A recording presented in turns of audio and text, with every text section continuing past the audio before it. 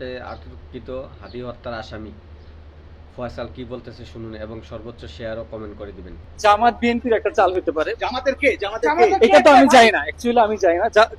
হাদি হাদি, এই যে আপনারা যে হাদি হাদি করছেন, বাংলাদেশের মানুষ হাদি করতেছে, হাদি তো অ্যাকচুয়ালি একটা জামাতের প্রোডাক্ট, ওটা একটা জঙ্গি। খুন করেছিল কে? আমি করিনি। তুমি শেষ সময় বাংলাদেশে ছিলে, তুমি বাংলাদেশে ছিলে তো? হ্যাঁ আমি ছিলাম। তোমাকে সিসিটিভি ফুটেজে দেখা গেছে।